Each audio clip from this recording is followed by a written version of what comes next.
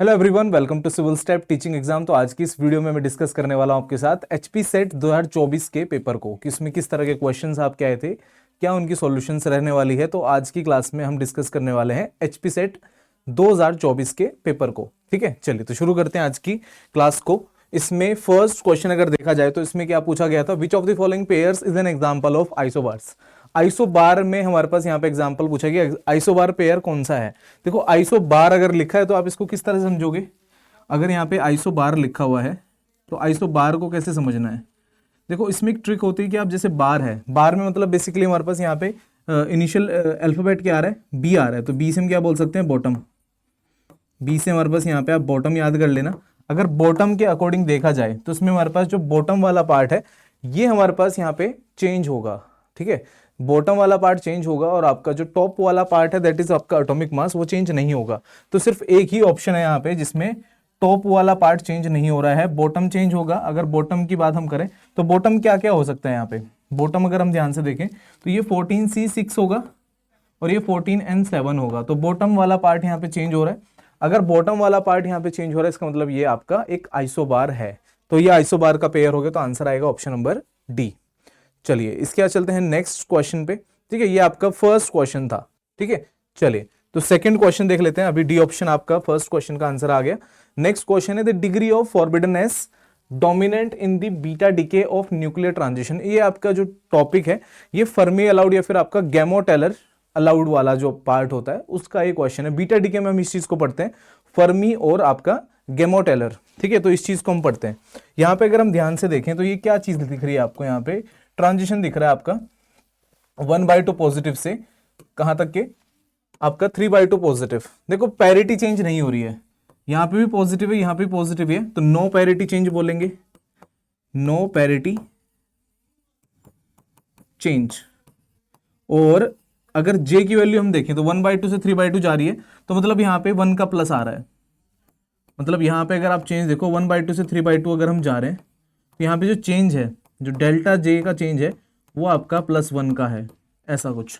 ठीक है, तो ये सब चीजें, तो ये हमारे पास एक अलाउड रिएक्शन है, क्योंकि ना तो इसमें हमारे पास अगर बीटा डीके के अकॉर्डिंग आप देखते हो ना तो इसमें पैरिटी चेंज हो रही है, पैरिटी सेम है, दोनों पॉजिटिव है। और दूसरी चीज हमारे पास यहाँ पे आपका डेल्टा जे +1 है, तो मतलब ये आपका एक तरह से अलाउड रिएक्शन है। अब अलाउड रिएक्शन भी है हमारे पास। एक चीज और याद रखना, अगर पॉजिटिव पैरिटी लिखी हुई है तो पॉजिटिव पैरिटी का क्या मतलब होता है। अगर कहीं पे पॉजिटिव पैरिटी लिखा है इसका मतलब ये इवन पैरिटी होती है। बस इतना इसमें से आप याद रख सकते हो। चलिए नेक्स्ट क्वेश्चन पे चलते हैं। इसके बाद नेक्स्ट क्वेश्चन आएगा ये वाला, consider the following statement about the compound nucleus reaction mechanism. हमारे पास एक कंपाउंड न्यूक्लियर रिएक्शन मैकेनिज्म की बात हो रही है यहाँ पे। अब इसमें आपको ना 4 स्टेटमेंट गिवन है, इनमें से पूछा जा रहा है क्या आपकी ये सारी स्टेटमेंट ठीक है या फिर इनमें से कोई पेयर या फिर हमारे पास 3 स्टेटमेंट ठीक होंगी क्या। ठीक है, तो फर्स्ट ऑप्शन को आप इस देखते हैं एक बार। जो इसमें फर्स्ट स्टेटमेंट है ये है the cross section depends upon the compound nucleus only not the way it is form. ऐसा नहीं होता, ये हमारे पास जिस वे से ये बनता है, जो हमारे पास अलग अलग थ्योरीज आई हैं तो उस पर भी डिपेंडेंसी आती है। सिर्फ हमारे पास यहाँ पे क्रॉस सेक्शन पे डिपेंड नहीं करता है कंपाउंड न्यूक्लियस। ठीक है, सॉरी, जो कंपाउंड न्यूक्लियस पे डिपेंड नहीं करता क्रॉस सेक्शन, सिर्फ वो इस वे पे भी डिपेंड करता है कि जिस वे से वो फॉर्म हुआ है। तो आपका जो स्टेटमेंट नंबर 1 है ये फॉल्स स्टेटमेंट है। अगर 1 फॉल्स स्टेटमेंट हो गई तो ये वाला ऑप्शन नहीं आ सकता। ये वाला ऑप्शन हमारे पास, सॉरी एक मिनट, जो 1 है बेसिकली हमारे पास कंपाउंड न्यूक्लियस की फॉर्मेशन है। सॉरी, तो 1 तो ठीक होगा, सॉरी 1 ठीक होगा। ये हमारे पास बेसिकली जो कंपाउंड न्यूक्लियस से पे ही डिपेंड करता है, मतलब जो इसका एंड है उस पे ही डिपेंड करता है। तो इसका जो आंसर आने वाला है इसमें एक 1 स्टेटमेंट भी आपकी करेक्ट स्टेटमेंट होगी। तो 1 वाले तो सभी ऑप्शन आ रहे हैं, मतलब अब हमें दूसरा ऑप्शन एक चेक करना पड़ेगा। अगर हम यहाँ पे देखते हैं तो और ऑप्शंस भी ट्राई कर लेते हैं। ठीक है, अगर फर्स्ट ऑप्शन हमारे पास देखा जाए यहाँ पे तो जो फर्स्ट स्टेटमेंट है ये तो सभी में करेक्ट होगी, तो सभी में करेक्ट दिख रही है, तो मतलब हमें सेकंड पार्ट भी चेक करना पड़ेगा। सेकंड पार्ट अगर हम देखें तो angular distribution of the evaporated particle is isotropic, reaction time is of the order of 10 to the power -20 to -21। ये गलत है, रिएक्शन टाइम गलत है, रिएक्शन टाइम गलत होगा यहाँ पे। तो 3 वाला जो ऑप्शन है ये आपका गलत हो जाएगा। यहाँ पे 3 है, यहाँ पे भी 3 है, तो 2 ऑप्शन तो मैंने उड़ा दिए। एक लास्ट ऑप्शन भी ट्राई कर लेती थी, cross section is independent of the energy of compound nucleus, energy पे डिपेंड करता है। तो मतलब ये स्टेटमेंट भी आपकी फोर्थ स्टेटमेंट है, तो फोर्थ भी आप यहाँ पे देखोगे तो ये भी हटा दो, जो सेकंड स्टेटमेंट है वो ठीक हो जाएगी। जो एंगुलर डिस्ट्रीब्यूशन होगा इवेपोरेटेड पार्टिकल्स का, वो आपका आइसोट्रॉपिक, आइसो मतलब सेम, हर एक डायरेक्शन में सेम रहेगा, ठीक है। तो यहाँ पे आंसर आएगा option number B. Option number B यहाँ पे इस क्वेश्चन का आंसर आने वाला है। चलिए नेक्स्ट क्वेश्चन देखते हैं। इसमें से आप डिटेल्ड, इसकी सॉल्यूशन भी है साथ में, अटैच सॉल्यूशन है, तो अब इससे भी इसको एक बार चेक कर लेना। चलिए नेक्स्ट है the emitted gamma ray from a nucleus of mass m carries an energy E gamma, the corresponding nuclear recoil energy is given by. ये डायरेक्ट स्टेटमेंट है, तो इसका जो आंसर आता है, डायरेक्ट स्टेटमेंट का आंसर जो आता है यहाँ पे, इसका आंसर रहेगा आपका ऑप्शन नंबर बी। इसको आपने डायरेक्ट ही याद रखना है, इसका कोई अलग से सॉल्यूशन नहीं याद रखना है, आपने इसकी डायरेक्ट ही वैल्यू याद रखनी है, क्योंकि क्वेश्चन आपका डायरेक्ट स्टेटमेंट बेस्ड है। तो इसका आंसर आएगा ऑप्शन नंबर बी। देखिए अगर हम यहाँ पे फोटोन का मोमेंटम देखें, मोमेंटम हमारे पास एक ऐसे वाला फॉर्मूला भी आपने पढ़ा होगा, इज इक्वल्स टू पीसी करके पढ़ते हैं हम। तो यहाँ से अगर मोमेंटम में निकालता हूँ तो मोमेंटम कितना आ जाएगा आपका, energy E gamma divided by आपका सी। तो ये तो हमने निकाल लिया मोमेंटम पहले। दूसरी चीज है, जब एनर्जी की बात हम करते हैं तो एनर्जी हमारे पास यहाँ पे अगर रिलेट करते हैं हम, तो ये पी स्क्वायर बाय 2m पे डिपेंड करती है। जो एनर्जी आएगी, ये एनर्जी हमारे पास किस पे डिपेंड करेगी, पी स्क्वायर बाय 2m पे। पी स्क्वायर मतलब जो हमने पी वैल्यू निकाली है, इसको यहाँ पे पुट कर लेंगे तो एनर्जी कितनी आ जाएगी यहाँ पे, ई गामा स्क्वायर डिवाइडेड बाय आपका सी स्क्वायर साथ में, तो ये बन जाएगा 2m इंटू में सी स्क्वायर। तो इसको आप चेक कर सकते हो, तो ये बन जाएगा ऑप्शन नंबर बी आपका, ठीक है। ये डायरेक्ट स्टेटमेंट ही होती है, मतलब ये एनर्जी है, रिकॉइल एनर्जी है, न्यूक्लियर रिकॉइल एनर्जी इसको बोलते हैं। आप फोटोन मोमेंटम भी याद रख लेना, ये दोनों चीज याद रखनी है आपने, ये भी याद रख लेना साथ में, ये भी इंपॉर्टेंट है और ये भी इंपॉर्टेंट है यहाँ पे। तो आंसर आएगा ऑप्शन नंबर बी। चलिए next question, the energy of के बीटा एक्सरेज, जो हमारे पास यहाँ पे के बीटा एक्सरे होती है वो कब आती है, मतलब बेसिकली हमारे पास कौन से ट्रांजिशन पे आपकी के बीटा एक्सरे आएगी। देखो के अल्फा के बीटा ऐसे बोलते हैं, तो जो हमारे पास के बीटा आती है वो कहां से कहां के ट्रांजिशन पे आती है, जब के से एम में हमारे पास ट्रांजिशन होगा, ठीक है।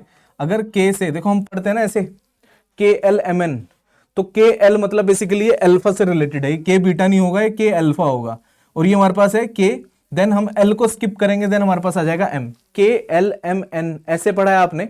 तो इसमें हमारे पास जो सेकंड है के बीटा जो है वो इस ट्रांजिशन पे आता है, तो इस ट्रांजिशन के अकॉर्डिंग हमारे पास आंसर आ जाएगा option number B. Option number B is correct.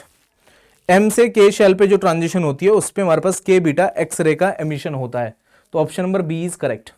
Next question है, for a diatomic gas, diatomic मतलब हमारे पास दो एटम वाली गैस, डायटोमिक गैस आ गई, जैसे H2O2 N2 CO, ये सब गैसेस हमारे पास क्या होती हैं आपकी, डायटोमिक होती हैं। अब यहाँ पे क्या बोला जा रहा है, CP/CV का हमने क्या बताना है यहाँ पे, रेशियो बताना है, मतलब गामा की वैल्यू हमने निकालनी बेसिकली। गामा क्या होता है आपका, CP/CV, CP/CV होता है, ठीक है। और इसका एक फॉर्मूला और आता है डिग्री ऑफ फ्रीडम की टर्म में, कुछ ऐसा। यहाँ पे जो एफ एस स्मॉल एफ, ये डिग्री ऑफ फ्रीडम होता है। अब डायटोमिक के केस में हमारे पास डिग्री ऑफ फ्रीडम कितनी होती है, नॉर्मली 5 होती है, एफ का वैल्यू 5 होता है डायटोमिक के लिए। बट इन्होंने क्या बोला है कि हमने वाइब्रेशन भी इंक्लूड करनी है, मतलब हाई टेम्परेचर की बात करते, तो अगर हाई टेम्परेचर है तो 2 डिग्री ऑफ फ्रीडम और ऐड हो जाएंगी। ये किसके लिए है, ये वाइब्रेशंस के लिए है, मतलब हाई टेम्परेचर के ऊपर देख रहे होंगे तो वाइब्रेशन भी इंक्लूड करनी है। तो यहाँ पे टोटल डिग्री ऑफ फ्रीडम कितनी हो जाएंगी आपकी, 7 अगर हो गई तो इस फॉर्मूले में हमने पुट करना है, तो 1 प्लस आपका 2/7, तो यहाँ से सॉल्व करोगे तो 9/7, 9/7 को अगर हम सॉल्व करें, 9/7 1, देन आपका ये 1.29 आ जाएगा, ठीक है। इसको आप सॉल्व करोगे तो आपको आंसर क्या मिलेगा, 1.29, तो आंसर आएगा 1.29, ऑप्शन नंबर सी बनेगा, ठीक है। चलिए नेक्स्ट क्वेश्चन आता है ये वाला, a sample of 200 gram water, मतलब यहाँ पे आपको 200 ग्राम वाटर गिवन है, is slowly heated from 27 degree Celsius to 87 degree Celsius, this specific heat capacity of water is 4200 joule per KG per kelvin, ठीक है। The change in the entropy, तो इसका एक डायरेक्ट फॉर्मूला होता है, इसको हम सॉल्यूशन से करेंगे। देखो ये फॉर्मूला आपने याद रखना है, delta is equals to NC natural log T2/T1, T2 और T1 हमारे पास क्या, T2 आपका फाइनल टेम्परेचर है 87 और ये आपका T1 कितना है 27, इनको बस चेंज कर लेना, इनको आपने केल्विन में चेंज करना है, तो इसको केल्विन में चेंज करोगे तो कितना आएगा, इसमें 273 ऐड करोगे तो 360 आएगा, 27 में 273 ऐड करोगे तो आपका 300 आ जाएगा, ठीक है। तो ये 360/300 आ जाएगा यहाँ पे, इसको हमने सोल्व करना है। और यहाँ पे आपका मास कितना है, 200 ग्राम है, तो उसको केजी में कन्वर्ट कर लो तो 0.2 आ जाएगा, 0.2 इंटू 4200 इंटू में log 360/300। जब आप इसको सोल्व करते हो तो नेचुरल लॉग जो हमारे पास होता है 1.2, इसकी वैल्यू होती है 0.182 और इनटू में आपका 840 आएगा। सोल्व करोगे 153। ऑप्शन नंबर ए यहाँ पे करेक्ट हो जाएगा। यहाँ पे आएगा आंसर ऑप्शन नंबर ए। कुछ इस तरीके से क्वेश्चन होना था। चलिए नेक्स्ट क्वेश्चन है, विच of the following is not a gas filled detector. इनमें से कौन सा आपका गैस फिल्ड डिटेक्टर नहीं है, नॉट बोला गया है। तो हमारे पास यहाँ पे अगर आप चेक करो तो आपको यहाँ पे सेमीकंडक्टर डिटेक्टर दिख रहा होगा। सेमीकंडक्टर में कहाँ गैस आती है, नहीं आती। जितने भी आपके बाकी हैं प्रोपोर्शनल काउंटर, आयनाइजेशन या फिर स्पार्क काउंटर, ये सारे हमारे पास गैस फील्ड डिटेक्टर होते हैं। पर जो लास्ट ऑप्शन आपको दिख रहा है ये आपका गैस फील्ड डिटेक्टर नहीं होता है। Semiconductor detector is not a gas field detector. Next question देखते हैं, the amplitude of pulse in a scintillation detector is proportional to. अगर हम यहाँ पे एम्पलीट्यूड ऑफ पल्स देख रहे हैं सिंटिलेशन डिटेक्टर में, ये भी क्वेश्चन आपका डिटेक्टर से ही है, ठीक है। तो इसमें हमारे पास जो एनर्जी जो एम्पलीट्यूड होता है किसी भी सिंटिलेशन डिटेक्टर में, वो किसके प्रोपोर्शनल होता है, amount of energy deposited in the crystal by the radiation. तो ये हमारे पास डायरेक्टली प्रोपोर्शनल इसके होता है, ठीक है। तो इसका ऑप्शन आएगा आपका option number A, the amount of energy deposited in the crystal by the radiation. तो option number A is correct, ठीक है। इस तरह से आपने इसको ध्यान रखना है। नेक्स्ट क्वेश्चन है ये, थोड़ा सा ये आपका एक छोटा सा न्यूमेरिकल है। इसमें क्या बोला गया है, electron is moving with kinetic energy 400 kilo electron volt. ये तो आपको यहाँ पे इसकी मूविंग एनर्जी मतलब इसकी काइनेटिक एनर्जी गिवन है। The group velocity of the electron is, आपने यहाँ पे ग्रुप वेलोसिटी निकालनी है। ग्रुप वेलोसिटी अगर देखा जाए तो हमारे पास यहाँ पे बेसिकली रेशियो ही होता है। या तो आप ग्रुप वेलोसिटी कैसे निकालते हो, Vg इज इक्वल टू आपका डी ओमेगा बाई डी के, ठीक है। या फिर दूसरा तरीका भी है, आप इस फॉर्मूले से भी निकाल सकते हो। देखो इसमें क्या फॉर्मूला लगेगा, हमारे पास आपको के का वैल्यू गिवन है, ये के है, ये के गिवन है आपको। यहाँ पे फॉर्मूला लगेगा ये वाला, गामा इज इक्वल टू आपका 1 प्लस के बाय एम ई इंटू सी स्क्वायर।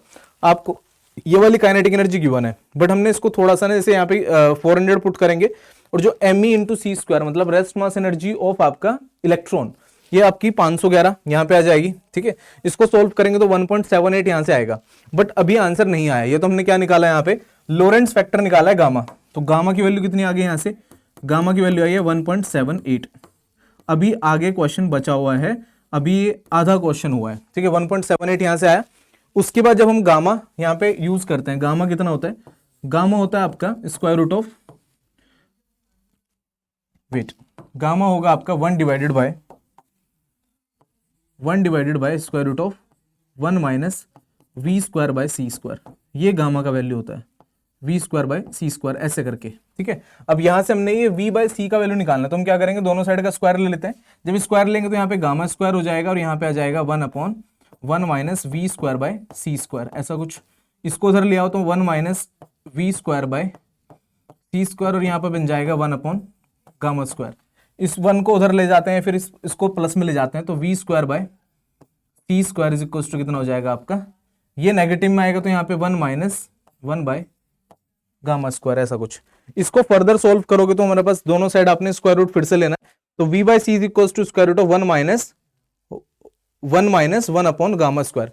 गामा स्क्वायर मतलब 1.78 का स्क्वायर। इसको सोल्व करोगे तो यहाँ पे अप्रोक्स 0.83 आएगा, ठीक है। और इस सी को मल्टीप्लाई कर देना इधर, ये जो लास्ट में सी है, इस सी को मल्टीप्लाई कर देना इधर, तो ये 0.83 सी मतलब अप्रोक्स आपका यहाँ पे आंसर जो आएगा, अप्रोक्सीमेशन में इसका आंसर आना था, तो आंसर आएगा option number D, 0.808 times of C. चलिए नेक्स्ट जो हमारे पास है यहाँ पे डायरेक्ट आपसे एरनफेस्ट थ्योरम जो होती है उसकी कंडीशन पूछी है।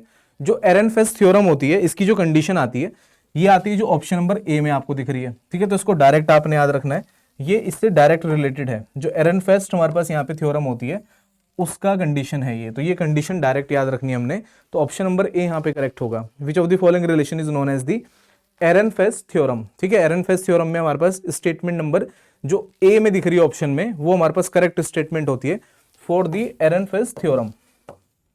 चलिए नेक्स्ट क्वेश्चन देखते हैं इसके बाद। नेक्स्ट है the probability current density of a particle in the state is.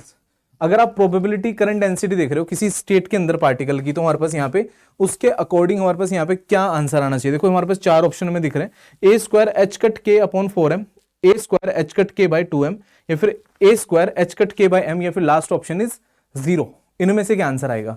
देखो इसमें कोई भी मेंशन चीज नहीं है, प्रोबेबिलिटी करंट डेंसिटी बोली गई है आपको, तो पार्टिकल हमारे पास अगर एक स्टेट में होगा तो उसकी जो दूसरी स्टेट होगी उसके अपोजिट, तो दोनों का ओवरऑल जो रिजल्ट आएगा इट विल बी जीरो। ठीक है, आंसर यहाँ पे क्या आना चाहिए, जीरो आना चाहिए। जो probability current density of a particle in this state is zero. अगर मैं यहाँ पे स्टैंडिंग वेव फंक्शन देख रहे हैं, देखो इसमें स्टेट में बोला गया ना, तो स्टैंडिंग वेव फंक्शन का जो हमारे पास यहाँ पे वेव फंक्शन होता है ये स्टैंडिंग वेव के रिलेटेड होता है।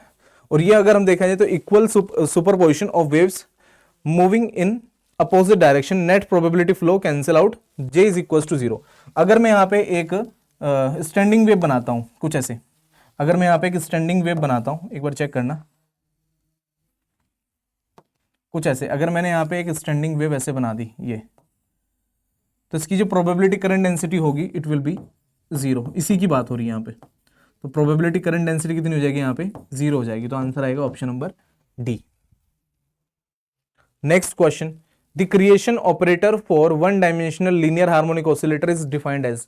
इसमें हमारे पास ना जो आपके क्रिएशन ऑपरेटर्स होते हैं, मतलब जैसे हमारे पास यहाँ पे एक पॉजिटिव में होता है, तो इनमें आपसे पूछा गया, जैसे लैडर ऑपरेटर होता है ना, सेम वैसे आपके क्रिएशन ऑपरेटर भी बोले जाते हैं। तो इसमें भी डायरेक्ट क्वेश्चन आया है, तो डायरेक्ट क्वेश्चन का डायरेक्ट ही रिजल्ट आपको पता होना चाहिए। ये क्वांटम मैकेनिक्स का क्वेश्चन है, इसका आंसर आएगा ऑप्शन नंबर सी। तो ये भी डायरेक्ट होता है, इसका भी रिजल्ट डायरेक्ट होता है। तो ऑप्शन नंबर सी जो हमारे पास है यहाँ पे, ये आपका एक क्रिएशन ऑपरेटर होता है वन डायमेंशनल हार्मोनिक ऑसिलेटर के केस में। तो इसको आपने डायरेक्ट ही याद करना है। देखो बहुत सारे क्वेश्चंस यहाँ पे अगर आप देखो एचपी सेट के एग्जाम में वो डायरेक्ट आते हैं, मतलब आपको बहुत सारी चीजें तो डायरेक्ट आपको फॉर्मूले याद होने चाहिए। कुछ न्यूमेरिकल्स भी हैं, कुछ डायरेक्ट भी आपके क्वेश्चन आते हैं। ठीक है, सेम चीज ऐसे होती है। जैसे लास्ट पीजीटी आपका एग्जाम, सॉरी टीजीटी एग्जाम जो हुआ है, टीजीटी में भी डायरेक्ट टॉपिक बेस्ड क्वेश्चन आए और यहाँ पे भी टॉपिक बेस्ड क्वेश्चन ही आएंगे कि जो आपके सिलेबस में मेंशन टॉपिक है उनके ऊपर डायरेक्ट क्वेश्चन। ठीक है, इतना डिटेल में नहीं आएगा पर डायरेक्ट क्वेश्चन आएगा। A mass of 3.6 gram is fully converted into energy. आपने इस मास को एनर्जी में कन्वर्ट करना है 3.6 ग्राम को। ठीक है, the electrical energy in kilowatt hour equivalent to this energy will be. हमने इसको किलोवाट आर में चेंज करना है, मतलब जो एनर्जी हमारे पास आएगी उसको इलेक्ट्रिकल एनर्जी में कन्वर्ट करना है। ठीक है, सबसे पहले में मास गिवन है, तो मास हम क्या करेंगे, simple E is equal to MC square, E is equal to MC square करेंगे तो मास हमारे पास कितना गिवन है, हमें 3.6 ग्राम गिवन है। तो ग्राम को आप क्या करोगे, केजी में कन्वर्ट करोगे, क्योंकि ग्राम में सोल्व नहीं करते, ग्राम आपका स्टैंडर्ड यूनिट थोड़ी है। अब यहाँ पे C स्क्वायर मतलब आपका 9 into 10 raise to the power आपका 16 आ जाएगा। तो इसको सोल्व करेंगे तो सोल्व करने पे कितना बनेगा, 3.24 into 10 to the power 14 joule. ये आपका आंसर नहीं होगा क्योंकि हमारे पास ये जस्ट आपका एक एनर्जी और मास का कन्वर्जन है, बट हमने इसको किस में निकालना है, किलोवाट आर में निकालना है। तो किलोवाट आर से आपको डिवाइड करना पड़ेगा। जो ये सेम वैल्यू हमारे पास आई है इसको किससे डिवाइड करना पड़ेगा आपको, इससे 3.6 into 10 raise to the power 6, जो आपका 1 किलोवाट आर का वैल्यू होता है। 1 kWh से हमें क्या करना पड़ेगा, इस वैल्यू को डिवाइड करना पड़ेगा। ये 1 kWh का वैल्यू है। ठीक है, इस वैल्यू को इस वैल्यू से डिवाइड करना है, तो आंसर हमारे पास लास्ट में क्या आएगा, option number D, 9 into 10 raise to the power 7, और यही हमारे पास एक फाइनल आंसर आएगा। तो ये 9 into 10 to the power 7 kilowatt hour हमारे पास यहाँ पे फाइनल आंसर है। ठीक है, चलिए नेक्स्ट क्वेश्चन देखते हैं। ये भी डायरेक्ट क्वेश्चन है, इसमें आपसे स्टीफन बोल्ट्जमैन कांस्टेंट जो हम पढ़ते हैं इसका डायरेक्ट वैल्यू आपसे पूछा गया। जो सिग्मा हम पढ़ते हैं स्टीफन बोल्ट्जमैन कांस्टेंट, इसका यूनिट भी बहुत बार पूछा गया है क्वेश्चंस में, बट इस बार इसका वैल्यू पूछ लिया है। तो इसका जो वैल्यू होता है ये होता है आपका 5.67 into 10 raise to the power -8।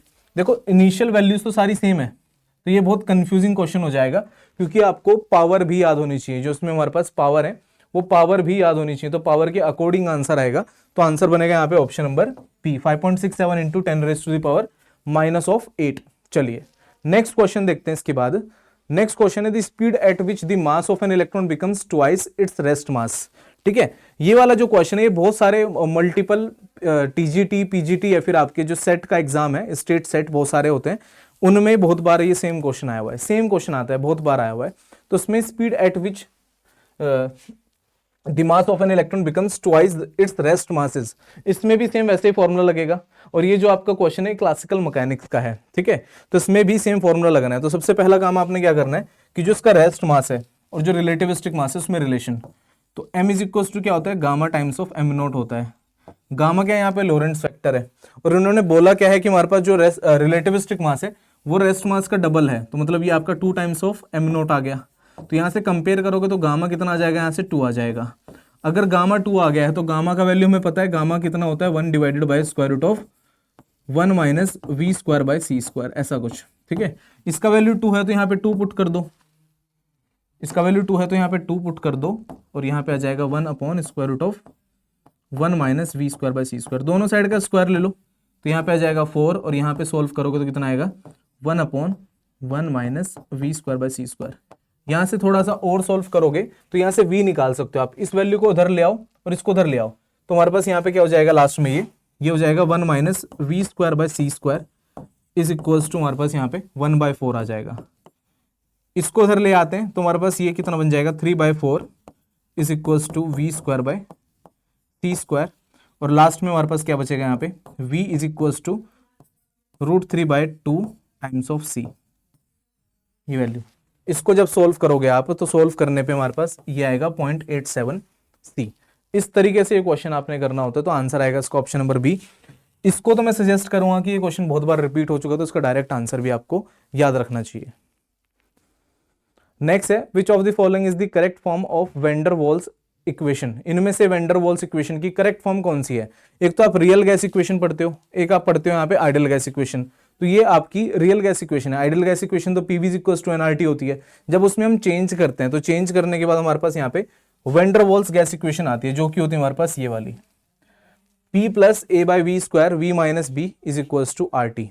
ये एन नंबर ऑफ मोल्स के लिए नहीं है, ये 1 मोल के लिए है, मतलब एन इज इक्वल्स टू यहाँ पे कितना है 1 है। ठीक है, तो आंसर आएगा बी के लिए ऑप्शन नंबर सी। चलिए नेक्स्ट क्वेश्चन है आपका ये वाला, द रॉन्स्कियन ऑफ के कोस बी एक्स एंड के साइन बी एक्स इज। ये आपका मैथमेटिकल फिजिक्स का क्वेश्चन है, मतलब मैथमेटिक्स में ये आता है। तो इसका जो मेथड है, देखो रॉन्स्कियंस आप जो हमारे पास पढ़ते हो मैथमेटिकल फिजिक्स में भी पढ़ते हो, या फिर आप इसको थोड़ा सा क्वांटम मैकेनिक्स में भी यूज कर लेते हो। तो इसमें हमारे पास यहाँ पे देखा जाए तो जो रॉन्स्कियन है इसको निकालने का तरीका, तो ये इसका मेन फॉर्मूला है। ये फॉर्मूला है इसका, आपको अगर दो फंक्शन गिवन है, एक को एफ एक्स मान लो, एक को जी एक्स मान लो, एक को एफ एक्स मान लो, मान लेते हैं ये हमारे पास अगर एफ एक्स है, इसको हम जी एक्स मान लेते हैं, दोनों फंक्शन एक्स के ही तो हैं, तो एफ एक्स और जी एक्स हमने मान लिया। तो यहाँ पे ये फॉर्मूला हमने लगाना है, ऊपर तो एफ जी लिखना है मतलब डायरेक्ट फंक्शन, और फिर उनके जो फर्स्ट डेरिवेटिव है उनको लिखना है हमने यहाँ पे, और इसका डिटर्मिनेंट लेना है। तो हमारे पास यहाँ पे अगर सोल्व करोगे तो एफ ये आ गया, जी ये आ गया, तो इसका जो फर्स्ट डेरिवेटिव होगा it will be minus of के बी साइन बी एक्स, और यहाँ पे के बी कॉस बी एक्स। इन वैल्यूज को अगर डिटर्मिनेंट में पुट करके सोल्व करते हैं तो लास्ट में अगर इसको पूरा कंप्लीट आप सोल्व करते हो तो लास्ट में हमारे पास जो टर्म बचेगी इट विल बी के स्क्वायर बी। तो आंसर आएगा इसका ऑप्शन नंबर ए। जस्ट आपने इसको कैलकुलेट करना है, डिटर्मिनेंट कैलकुलेट करना बहुत इजी चीज है, तो आप इसको कर सकते हो कैलकुलेट। इसमें जस्ट आपको ये फॉर्मूला याद रखना है, रॉन्स्कियन का जो फॉर्मूला होता है ये बहुत ही इजी है, और ये क्वेश्चन भी बहुत इजी है। ठीक है, तो इसको आप डायरेक्ट कर सकते हो इस फॉर्मूले से। Next, if the mean and the median of data are 12 and 15 respectively then its mode is. जैसे मीन मीडियन मोड वाला जो क्वेश्चन होता है, वैसे ये जो है सिलेबस का पार्ट तो है, बट ये क्वेश्चन जो है ये मैथमेटिक्स में थोड़ा ज़्यादा पूछा जाता है, यहाँ पे थोड़ा कम पूछा जाता है, बट स्टिल ये क्वेश्चन आपका आया हुआ है प्रीवियस ईयर में, तो इसको हमें करना पड़ेगा। ठीक है, तो इसके लिए ना एक पूरा कंप्लीट फॉर्मूला होता है। ये फॉर्मूला देख लो यहाँ पे, जो ये फॉर्मूला आपको दिख रहा है, ये कार्ल पियर्सन एम्पेरिकल रिलेशन होता है। ठीक है, तो इसके अकॉर्डिंग अगर आप देखो तो डायरेक्ट हम यहाँ से इसको कैलकुलेट कर सकते हैं। 3 into median minus 2 into mean, ये हमने करना है। ठीक है, मीन और मीडियन आपको पता ही कितने कितने यहाँ पे, तो अगर मैं यहाँ पे मोड निकालना चाहता हूँ, मोड निकालने के लिए 3 इंटू मीडियन, मीडियन कितना था हमारे पास यहाँ पे, मीडियन दूसरे वाला है तो 15 आ जाएगा, माइनस 2 इंटू मीन, मीन कितना है 12 है, तो यहाँ पे आ जाएगा 45, और यहाँ पे माइनस में कितना आ जाएगा 24। अगर इसको हम सोल्व करें तो ये 21 बन रहा है, तो 21 हमारे पास ऑप्शन नंबर सी में आ रहा है। इस फॉर्मूले को याद रख लेना, ये स्टिल सेम ही चीज है कि आपको ये कंसेप्ट के साथ ये फॉर्मूले भी याद रखने पड़ेंगे। तो ये फॉर्मूला आपने डायरेक्ट याद करना है, इससे हमारे पास ये क्वेश्चन हो जाएगा। नेक्स्ट, यदि junction capacitance of a PN junction depends on, जो जंक्शन कैपेसिटेंस होता है एक पीएन जंक्शन का, वो किस पे डिपेंड करता है? Doping concentration only, applied voltage only, both doping concentration and applied voltage, या फिर बैरियर पोटेंशियल ओनली। इनमें से देखो, देखने में तो बिल्कुल सिंपल सा क्वेश्चन है, इसका जो आंसर आता है ये आता है आपका option number C. Doping concentration पे भी डिपेंडेंसी आती है।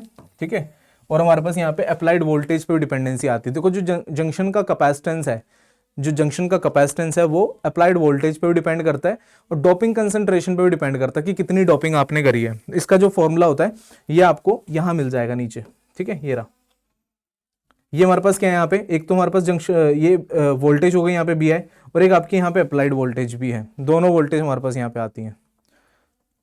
ठीक है, चलिए नेक्स्ट क्वेश्चन है, which one of the following is not a characteristic of CMOS configuration. CMOS configuration का इसमें से कौन सा कैरेक्टरिस्टिक नहीं होता है। देखो जो सीमोस कैरेक्टरिस्टिक के हिसाब से अगर डायरेक्ट आप देखो तो इसका जो लो इनपुट इंपेडेंस बोला गया है ये गलत है, क्योंकि हमारे पास जो सीमोस में होता है वो आपका हाई इनपुट इंपेडेंस होता है, लो नहीं होता, हाई होता है। तो यहाँ पे हमारे पास लो की जगह क्या आना चाहिए था, हाई आना चाहिए था। जो यहाँ पे आपको लो दिख रहा है ये, इस लो की जगह हमारे पास क्या आना चाहिए था, हाई। बाकी सारे ऑप्शंस ठीक है, बस इसमें ही गड़बड़ है, बाकी सब चीजें ठीक हैं। ये सब आपका सीमोस कॉन्फ़िगरेशन के लिए होता है। CMOS devices dissipate lower static power than bipolar devices. CMOS devices have higher noise margins. CMOS devices have much lower transconductance than bipolar devices. और जो लास्ट वाला ऑप्शन है इसमें हाई इनपुट इंपेडेंस आना चाहिए, बट यहाँ पे लो इनपुट इंपेडेंस मेंशन्ड है। तो आंसर हमारे पास क्या बनेगा अभी के लिए, ऑप्शन नंबर डी, क्योंकि नॉट पूछा है, कौन सा कैरेक्टरिस्टिक यहाँ पे सीमोस का नहीं है। ठीक है, चलिए तो आंसर आएगा इसका option number D. Next question है, ये एक न्यूमेरिकल है। ठीक है, इसमें हमारे पास ना थोड़ा सा ये टाइम कंज्यूमिंग न्यूमेरिकल भी है। इसमें आपको बेस करंट गिवन है, अल्फा डीसी आपको गिवन है, आईसीओ आपको गिवन है। तो ये तीन चीज आपको गिवन है, आपको एमीटर करंट निकालना है। ठीक है, वैसे तो आपको पता होगा जो एमीटर करंट होता है वो आपका आईबी प्लस आईसी होता है, बट हमारे पास हमें आईबी पता है, बट जो हमारे पास यहाँ पे आईसी है वो हमने कैलकुलेट करना है। ठीक है, सिर्फ हमारे पास सिर्फ आईबी की वैल्यू गिवन है हमें, तो ना तो हमारे पास आई ई है, ना हमारे पास यहाँ पे आपका आईसी है, तो हमें वैल्यू ऑफ आईसी निकालनी है। ठीक है, तो इसके लिए जो फॉर्मूला स्टार्टिंग में रिक्वायर्ड होता है, ये फॉर्मूला होता है एक तो ये आईसी इज इक्वल टू आपका alpha times of IE plus ICO. इसमें से हमें क्या पता है, इसमें से हमें कुछ भी वैल्यू अगर देखा जाए तो हमें आई अल्फा की वैल्यू पता है और आईसीओ की वैल्यू पता है, बट यहाँ पे दो मिसिंग वैल्यूज हैं। और जो दूसरा पार्ट अगर हम देखें तो हमें I is equal to I C plus I B, जो मैंने आपको भी बताया था, इसका वैल्यू पता है। तो यहां से हम क्या कर सकते हैं, जो आई ई है उसको हमने इस फैक्टर में चेंज करना है, जो आपका यहाँ पे ये वाला पार्ट है इसको हमें किसकी फॉर्म में चेंज करना है, इसकी फॉर्म में। तो I C is equal to alpha upon one minus alpha, इसमें हम क्या लिख सकते हैं, alpha upon one minus alpha लिख सकते हैं, और साथ में लिख देंगे आई बी। ठीक है, तो आई सी इक्वल टू कितना आ जाएगा, alpha upon one minus alpha I B plus I C O. अब आई बी का वैल्यू हमारे पास है, एल्फा का वैल्यू है, आईसीओ का वैल्यू है, तो सारी वैल्यू इसमें पुट करेंगे, सॉल्व करेंगे, आंसर क्या आ जाएगा आपका लास्ट में सॉल्व करने पे, ये आएगा 4905 माइक्रो एम्पियर। ये जस्ट आपने इसको यहां से कैलकुलेट कर लेना है। देखो ये माइक्रो एम्पियर में, बट आंसर जो हमारे पास आ रहे हैं ऑप्शन में वो मिली एम्पियर में आ रहे हैं, तो मिली एम्पियर में इसको कन्वर्ट करना पड़ेगा। माइक्रो से मिली में कन्वर्ट करोगे तो हमारे पास आप 3 पॉइंट शिफ्ट करोगे, 4905 है ना, तो आप इसको 4.9 लिखोगे, तो इसको शिफ्ट करके हम क्या बना सकते हैं लास्ट में 4.90 मिली एम्पियर। तो इस तरीके से क्वेश्चन सॉल्व होना था। ठीक है, तो ऐसा हमारे पास ये क्वेश्चन था। इसमें हमारे पास अगर देखा जाए तो I C equals to alpha times of I E plus I C O, और एक आपका I C equals to beta I B, और बीटा को आप कितना लिखते हो, alpha upon one minus alpha times of I B. इस फॉर्मूले को अगर आप चेंज कर रहे हो आई बी की फॉर्म में, तो आप इस तरह से इसको करोगे फॉर्म को, तो ये फॉर्म भी मैं लिख देता हूँ ऊपर ये, क्योंकि जरूरी है। आई सी इज इक्वल्स टू हमारे पास आपका बीटा आई बी, आप डायरेक्ट ये फॉर्मूला भी लगा सकते थे। तो हमारे पास यहाँ पे जो आपको दिख रहा है ये बीटा, बीटा को आप alpha upon one minus alpha लिखते हो, ये रिलेशन भी आपको पता होना चाहिए। नेक्स्ट क्वेश्चन है, the group velocity VG in terms of C and phase velocity VP is expressed as. हमारे पास यहाँ पे वीपी और वीजी जो है उनका अपने रिलेशन बताना है। हमारे पास एक डायरेक्ट रिलेशन नोन होता है, जो वीपी और वीजी का प्रोडक्ट होता है वो सी स्क्वायर के इक्विवेलेंट होता है। यहां से अगर मैं वीजी निकालना चाहूं तो वीजी कितना आ जाएगा आपका सी स्क्वायर बाय वीपी, बस इतना आपको याद रखना था। ये कंसेप्ट याद रख लेना, वीपी और वीजी जो आपकी फेज वेलोसिटी और ग्रुप वेलोसिटी होती है, उन दोनों का जो मल्टीप्लिकेशन होता है वो सी स्क्वायर के एक तरह से इक्विवेलेंट होता है। तो सी स्क्वायर के इक्विवेलेंट होगा, तो हमारे पास यहाँ पे VG is equal to C square upon VP आ जाएगा। तो यहाँ पे कहाँ पे ऐसा हो रहा है, सिर्फ ऑप्शन नंबर ए के अंदर ऐसा हो रहा है, तो ऑप्शन नंबर ए यहाँ पे करेक्ट हो जाएगा। यहाँ पे करेक्ट ऑप्शन कौन सा आएगा, ऑप्शन नंबर ए। चलिए नेक्स्ट क्वेश्चन देखते हैं। इसके बाद नेक्स्ट आएगा ये वाला, the wave function of an electron in an hydrogen like atom. देखो इसमें क्या होता है ना, क्वांटम मैकेनिक्स का क्वेश्चन है, इसमें आपको नॉर्मलाइज करना पड़ेगा इसको। देखो इसमें अगर मेथड वाइज हम जाते हैं तो बहुत लेंदी सॉल्यूशन होता है, बट याद रखना अगर आपको इस टाइप का वेव फंक्शन आता है तो उसका जो नॉर्मलाइजेशन कांस्टेंट होता है सी, वो होता है ये। ठीक है, अगर आपको इस तरह का वेव फंक्शन गिवन है तो उसका नॉर्मलाइजेशन कांस्टेंट क्या होता है, जो ऑप्शन नंबर ए में गिवन है ये वाला। ठीक है। बट इसका मेथड भी मैं आपको कराता हूं किस तरह से इसको नॉर्मलाइज किया जाता है।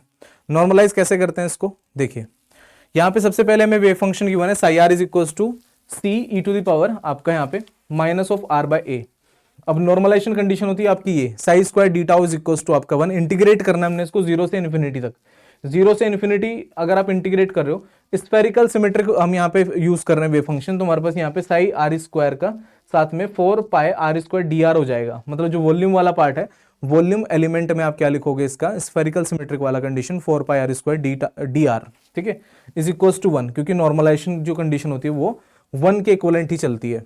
अगर मैं यहाँ पे सब्सटीट्यूट करता हूँ ये वैल्यू को, अब इसका स्क्वायर अगर मैं करूं तो स्क्वायर करने पे क्या होगा, ठीक है, जैसे साई आर का स्क्वायर हम कर रहे हैं तो इसका स्क्वायर अगर हम करेंगे तो यहाँ पे एक टर्म तो हमारे पास देखो आर स्क्वायर तो यहाँ से आ गई, और इसका जो स्क्वायर आएगा देखो सी स्क्वायर जो है वो बाहर चला गया, 4 पाई भी बाहर चला गया, और हमारे पास ये जो टर्म बची ये E to the power minus 2r by A हो जाएगी, मतलब ये डबल हो जाएगी।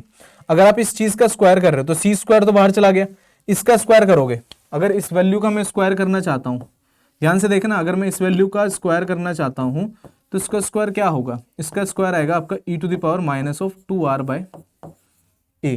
तो इसको ऐसे ही लिख लेंगे और साथ में D R is equal to 1। अब हमारे पास जो स्टैंडर्ड इंटेग्रल है, जैसे आप मैथमेटिक्स में पढ़ते हो, जो स्टैंडर्ड इंटेग्रल होता है वो कुछ ऐसा होता है, हमने इसको कंपेयर करना है, इसको कंपेयर करना है X square E to the power minus K X D X से, ठीक है, ऐसे कंपेयर करेंगे तो यहां से k का वैल्यू कितना आएगा, यहां पे अगर हम देखें तो यहाँ पे के एक्स है ना, तो k का वैल्यू अगर हम यहाँ पे कंपेयर करते हैं तो हमारे पास जैसे x है, ये हमारे पास डिफरेंट वैल्यू, x हमारे पास यहाँ पे क्या है r है, तो यहाँ पे x ये हो जाएगा, तो k का वैल्यू कितना आ रहा है यहाँ से आपका 2 बाय a, जो x का k का वैल्यू आ रहा है यहाँ से कितना आ रहा है 2 बाय a आ रहा है, ठीक है। तो 2 बाय a हमारे पास यहाँ पे पुट करना पड़ेगा, क्योंकि जैसे यहाँ पे आपका 2 बाय k क्यूब हो रहा है, तो यहाँ पे आपका 2 बाय a का क्यूब हो जाएगा नीचे, इसको सोल्व करोगे और लास्ट में हमारे पास कहाँ पे पहुंचोगे रिजल्ट पे, इस रिजल्ट पे आप पहुंचोगे। इसके थोड़े से स्टेप हैं लास्ट में, इनको आप एक बार देख लेना, बाकी सॉल्यूशन आपके सामने है पूरा कंप्लीट। चलिए नेक्स्ट है identify the correct statement for j is equal to 4। इसमें बस आपको एक चीज याद रखनी है कि हमारे पास यहाँ पे j और जैसे हमारे पास j4 है तो ये सिमेट्रिक वाली कंडीशन में ही सोल्व करना होता है इसको। तो हमारे पास यहाँ पे अगर ऑपरेटर्स वाइज आप देखो तो हमारे पास जैसे g पॉजिटिव है, ये आपका j माइनस j पे लग रहा है, इज इक्वल टू 0 मिल रहा है हमें, और यहाँ पे j माइनस जो है आपका ये j कोमा j पे लग रहा है, ठीक है। बट हमारे पास यहाँ पे जो पॉजिटिव वाला पार्ट होता है उसमें j कोमा j होता है, और जो नेगेटिव वाला पार्ट होता है उसमें j माइनस j होता है, ठीक है। तो इसका जो आंसर बनेगा it will be option number D. इसका भी सॉल्यूशन मैं आपको बताता हूँ, अभी के लिए तो आपने स्टेटमेंट वाइज इसको देखा, बट हमारे पास जो इसका आंसर ऑप्शन नंबर डी बन रहा है वो कैसे बन रहा है, देखो पूरा जो एंगुलर मोमेंटम लैडर ऑपरेटर होते हैं, जो लेटर ऑपरेटर होते हैं j प्लस माइनस, वो कुछ इस तरह के रिजल्ट में आते हैं, ठीक है। ये पूरा कंप्लीट रिजल्ट है इसका, मतलब अगर आप किसी एक ब्रैकेट नोटेशन पे j पॉजिटिव और j नेगेटिव लगा रहे हो तो उसके प्रोपोर्शनल होता है। अगर इसके प्रोपोर्शनल हम देखें तो हमें पता है कि जब m प्लस j के इक्विवेलेंट होगा तो हमारे पास यहाँ पे j m पे आप j पॉजिटिव को अप्लाई करोगे तो कितना आएगा, 0 आएगा।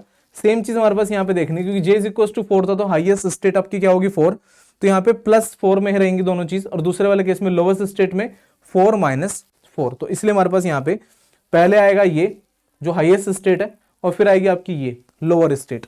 तो इस तरीके से आपने इसको सॉल्व करना था। तो इसकी कंडीशन ध्यान रखना कि हमारे पास यहाँ पे ये जो कोरस्पॉन्डिंग है, जो जे पॉजिटिव है वो हाईएस्ट स्टेट की कोरस्पॉन्डिंग है, और जो ये वाला पार्ट है ये आपका लोवेस्ट स्टेट के कोरस्पॉन्डिंग होगा, ठीक है। तो आंसर आएगा इसका ऑप्शन नंबर डी। चलिए next question, the ground state spin of even Z and even N nuclei, मतलब इवन अगर हमारे पास न्यूक्लियाइज हैं तो इसमें हमारे पास ये फुल्ली फिल्ड है, मतलब न्यूक्लियंस कंप्लीटली फिल्ड है, तो हमारे पास यहाँ पे जो ग्राउंड स्टेट स्पिन होगी ये कितनी हो जाएगी, 0 हो जाएगी। अगर ये फुल्ली ऑक्यूपाइड है, क्योंकि इवन न्यूक्लियाई है, इवन जेड है और इवन हमारे पास एन है, तो यहाँ पे कंप्लीट फुल्ली फिल्ड है। तो इवन जेड और even N nuclei, protons are paired, total proton spin 0, neutrons are paired, total neutron spin is 0, ठीक है। तो टोटल हमारे पास यहाँ पे जो न्यूक्लियर स्पिन होगी कितनी आएगी, I इज इक्वल टू 0, ठीक है। आंसर आ जाएगा यहाँ पे option number A. Next question आपका न्यूक्लियर शेल मॉडल से, इसमें हम लिखा गया है यहाँ पे according to the single particle shell model the ground state spin किसके लिए निकाल रहे हैं, 33s16, मतलब सल्फर के लिए। तो Z का वैल्यू अगर आप देखो तो 16 है, N का वैल्यू अगर आप देखोगे तो यहाँ पे कितना आएगा, 16 में आपने इसको सॉल्व करना है तो 14 और 3 आपके 17 आ जाएंगे यहाँ पे। अब 17 की फिलिंग हमने करनी है, तो यहाँ पे 1s 1/2 तो कितनी फिलिंग यहाँ पे आएंगी, दो न्यूक्लियन यहाँ पे आ जाएंगे, फिर आएगा 1p 3/2। यहाँ पे कितने टोटल फिल हो सकते हैं, 4। यहाँ पे 1p 1/2, टोटल कितने फिल हो सकते हैं, 2। फिर आएगा आपका यहाँ पे 1d 5/2, यहाँ पे कितने टोटल फिल हो सकते हैं, 6। ऐसा कुछ हमने कर लिया। तो कितने फिल हम कर चुके हैं, यहाँ पे हो गए आपके ये हो गए 6, देन आपके 8, और 8 और 6 कितने हो गए आपके 14। ठीक है, अब नेक्स्ट जो हमारे पास फिलिंग होगी वो किसमें होगी, वो होगी 2s 1/2 में। तो यहाँ पे 2 फिल हो सकते हैं, और उसके बाद फिर हमारे पास कौन आएगा यहाँ पे 1d 3/2। तो लास्ट न्यूक्लियन कहाँ पे आया हमारे पास, ये आया 1d 3/2 में। तो j की वैल्यू यहाँ से कंपेयर अप करोगे तो कितना आएगा, j का वैल्यू हमारे पास आ गया यहाँ पे 3/2। और पैरिटी की अगर बात करो तो d ऑर्बिटल है, d ऑर्बिटल के लिए पैरिटी की वैल्यू कितनी होगी, p is equal to -1 to the power आपका 2, क्योंकि यहाँ पे -1 टू द पावर l हम सोल्व करते हैं तो कितना आ जाएगा प्लस। तो ये आपका 3/2 पॉजिटिव आ जाएगा यहाँ पे जेपी वैल्यू। जो जेपी वैल्यू यहाँ पे होगी ये कितनी आ रही है, 3/2 पॉजिटिव। बट आपको इस क्वेश्चन में सिर्फ जे वैल्यू पूछा है, तो जे वैल्यू कितना आ रहा है यहाँ से सोल्व करके, सिर्फ 3/2। तो आंसर आएगा इसका option number B, 3/2 is the answer, 3/2 is the answer. चलिए नेक्स्ट क्वेश्चन पे चलते हैं। The magnitude of the angular momentum due to the spin, electron spin is given by. देखो इलेक्ट्रॉन की स्पिन कितनी होती है, इलेक्ट्रॉन की स्पिन हम पढ़ते हैं यहाँ पे s is equals to half. ठीक है, तो आपको यहाँ पे जो फॉर्मूला अप्लाई करना है, डायरेक्ट फॉर्मूला देख लेते हैं। देखो फॉर्मूला क्या अप्लाई करना है आपने, ये वाला mod of s equals to square root of s into S plus 1 साथ में h कट। इसमें आप s की जगह 1/2 पुट कर दो, तो 1/2 इंटू 1/2 प्लस 1 मतलब 3/2 इंटू 1/2 कितना हो जाएगा आपका 3/4, और साथ में h कट है। तो 3/4 को अगर थोड़ा सा और सोल्व किया जाए तो √3/2 h कट आ जाएगा। तो इस तरीके से इसको सोल्व करना था, तो आंसर इसका बनेगा option number B. Option number B यहां पे करेक्ट हो जाएगा, option number B is correct. Next question है आपका ये वाला, the possible values of the total angular momentum quantum number j under ls coupling of 2 atomic electrons whose orbital quantum number are L1 is equals to 1 L2 is equals to 2। पहले तो हम इन दोनों को add करेंगे, मतलब L1 आपको यहाँ पे 1 गिवन है, L2 आपको यहाँ पे 2 गिवन है। तो टोटल अगर L देखें हम यहाँ पे L इज इक्वल्स टू आप कहाँ से कहाँ तक करोगे, L1 प्लस L2 से लेके कहाँ तक, L1 माइनस L2 तक, और साथ में मोड लगा हुआ है। तो यहाँ से हमारे पास वैल्यू जो आएंगी ये आ जाएगी यहाँ पे, इन दोनों को सब्ट्रैक्ट करोगे तो 1 आएगा, और ऐड करोगे तो आपका 3 आएगा। तो यहाँ पे 3 2 1, तो ये तो L वैल्यूज आ गई। सिमिलर वे में अगर आप S को करोगे तो S कितना आएगा, इसमें 1/2 प्लस 1/2 से लेके -1/, मैं डायरेक्ट लिख लेता हूँ मैं, जो S का वैल्यू हमारे पास आएगा यहाँ पे ये 0 और 1 आएगा। ठीक है, ऐसा कुछ। तो इन दोनों को बाद में ऐड कर दो, मतलब जो हमारे पास यहाँ पे वैल्यूज हैं इनको भी ऐड करना है किसके साथ, 0 और 1 के साथ। तो हाईएस्ट अगर देखो तो 3 + 1 कितना आएगा, हाईएस्ट 4 आएगा। तो हाईएस्ट तो जाएगा 4, तो जितने भी ऑप्शन 5 वाले हैं तो सबको हटा दो, तो एक ही ऑप्शन बचेगा, आंसर आ जाएगा ऑप्शन नंबर ए। अगर हम यहाँ पे L + S करते हैं तो हमारे पास L की वैल्यू क्या आ रही है 1 2 3, और S की वैल्यू क्या है 0 और 1। तो अगर मैं यहाँ पे S1 भी लूँ और L3 भी लूँ तो दोनों को ऐड करने पे कितना आएगा, हाईएस्ट हमारे पास 4 जाएगा। तो पॉसिबल वैल्यू में आंसर आएगा ऑप्शन नंबर आपका ए। इस तरीके से इसका कंप्लीट सॉल्यूशन है कि हमारे पास यहाँ पे L की वैल्यू कितनी आ रही है 1 2 3, ठीक है, और जो S की वैल्यू है वो 0 और 1 आएगी। अगर आप इनको ऐड और सब्ट्रैक्ट करते हो तो आपका 0 1 2 3 4 मैक्स टू मैक्स इतना आ सकता है बस। चलिए नेक्स्ट है आपका, when h cut omega nm is greater than kbt and we assume gm bmn is equals to gn bnm then the Einstein coefficient anm and bnm are related as. ये भी आपका एक डायरेक्ट क्वेश्चन है। ठीक है, इस direct question में हमें जो ये कोफिशिएंट्स हैं, जो हमारे पास यहाँ पे आइंस्टाइन कोफिशिएंट है anm और bnm, इनका रेशियो याद करना होता है। इनका रेशियो कितना होता है हमारे पास, जो ऑप्शन नंबर ए में आपको दिखाई दे रहा है, ये इनका रेशियो होता है anm by bnm is equals to h cut omega की power 3 nm divided by pi square c cube. ये इसका हमारे पास यहाँ पे बेसिक रिजल्ट होता है, तो इसको आपने याद रखना है इस पर्टिकुलर क्वेश्चन के लिए। जो टॉपिक है इसमें भी हमारे पास कुछ कॉम्प्लिकेटेड ऐसे फॉर्मूले रिजल्ट होते हैं, तो वो आपको डायरेक्ट ही याद करने पड़ते हैं। और ये जब टॉपिक मैं आपको कराऊंगा तो ये बहुत ईजी लगेगा। ठीक है, ज़्यादा टिपिकल नहीं है बट बहुत लेंथी है। ठीक है, तो अभी के लिए हमारे पास यहाँ पे इसका आइंस्टाइन रिलेशन आपने याद रखना है। कौन सी लिमिट में, अगर हमारे पास h cut omega n greater than KBT होता है, ठीक है। K यहाँ पे क्या है आपका बोल्ट्जमैन कांस्टेंट ही है, तो हमारे पास ये रिजल्ट आता है। तो ऑप्शन नंबर ए अभी के लिए यहाँ पे करेक्ट ऑप्शन हो जाएगा, ठीक है। चलिए, तो ये थे आपके 2024 के एचपी सेट के कुछ क्वेश्चंस, ठीक है। अभी कंप्लीट नहीं हुए, ठीक है। नेक्स्ट वीडियो में जो इसका आगे का पार्ट है, जो और क्वेश्चंस हैं वो भी हम करने वाले हैं। तो अभी के लिए आप ये वाले क्वेश्चंस करो, उसके बाद फिर हमारे पास जो नेक्स्ट क्वेश्चंस होंगे वो भी मैं आपको वीडियो में कराऊंगा, ठीक है। चलिए, तो मिलते हैं नेक्स्ट क्लास में, तब तक के लिए bye, thank you so much, bye.